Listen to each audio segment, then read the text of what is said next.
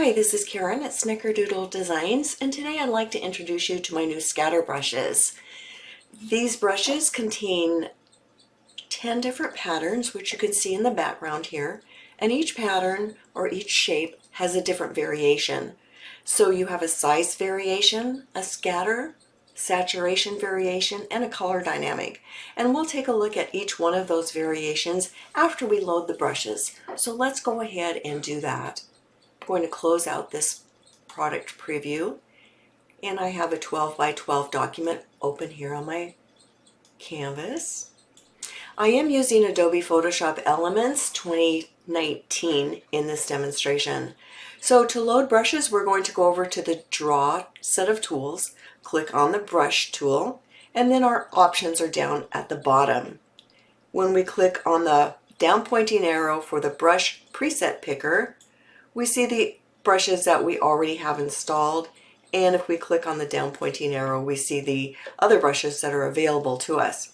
To load a brush, we're going to click on the 4 horizontal lines up to the right, and a flyout menu will open, and we will click on Load Brushes. Now Photoshop will open our computer structure, and we will navigate to where our brush is. My brush is already in the file that's open, so all I have to do is click on it to select it. A brush file has the extension .abr, and that's how we know that is the brush. Click on Load, and now those brushes are available for my use. Let's go ahead and demonstrate each effect. The very first effect is the size variation, and I have a black color selected, and I'm going to place a blank layer on top of my background layer. We always want to be working, when we're working with stamps, on their own layer so that they're not merged with the background. So I'm just going to left click and drag across my background here, and you can see the size variation. You don't have to do a straight line, you can do a curved line or whatever it is that you want, but you can see that the variation in sizes makes this a really fun and interesting look. We'll go ahead and turn that off, create a new layer, and grab our second brush. This one was a color hue saturation variation, and this is a little easier to see with a color and one of these more solid brushes. So let's go ahead and choose a star brush. Oh, I'm sorry, I said that wrong. This is a scatter brush. So the second one is a scatter. And so I was just kind of doodling wherever I wanted. What happens with a scatter brush sometimes is that you'll get overlaps like that. And I personally don't like that. Personal preference. I'm just going to click on the brush tool. I'm going to erase anything that has overlapped that I don't like. And that one's not too bad. But if you were going to apply a style or a shadow to that, it wouldn't look good if they were touching. So I definitely would probably get rid of those. You can now, if you like, go ahead and create another layer.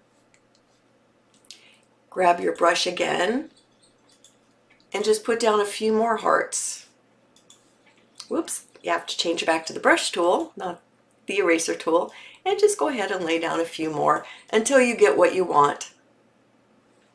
Now let's turn that off, make another layer, and let's grab the other brush, the third brush. If you wonder what the names are, you can right click on those 4 horizontal lines and change to text. So this is the saturation variation one.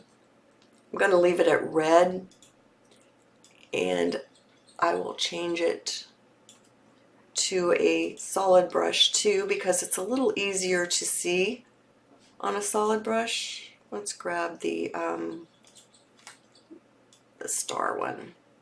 So you can see on the solid, the color variation is a little more obvious. And then finally, the Hue Saturation brush. We'll grab the heart again. And what the Hue Saturation brush operates off of are your foreground and background colors.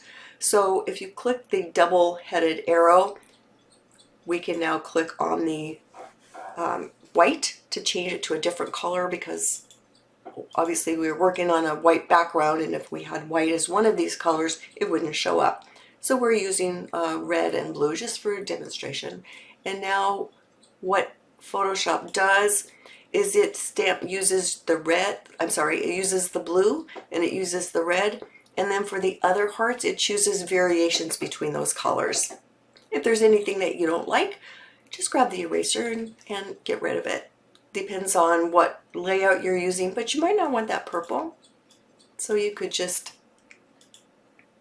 come up and go back to your default brushes and grab a brush, maybe a round brush, and just erase that.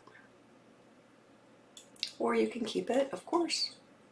It's just your preference, whatever you like. I just personally don't like those overlapping brushes, like I said. And so I will get rid of those. And then you have a cute little brush. Now, this is a scatter brush, and if you don't like how these are, but you like, say you like this as a scatter, you like this as a scatter, but you wish they were closer. It's super easy to do that, to make that happen. Just grab your lasso tool, draw a line around what you want to move, click on your move tool, and then just move it wherever you like. Control D to deselect, and now you have these hearts all together. And that's how easy it is to customize any of these brushes, really. So I hope this is a refresher for you if you knew how to load brushes, or if it's new to you, I hope it's helpful. I'd love to see what you do. Please pop into my Facebook group and let us know how you like these brushes, or show us what you've done with them. Thanks for watching.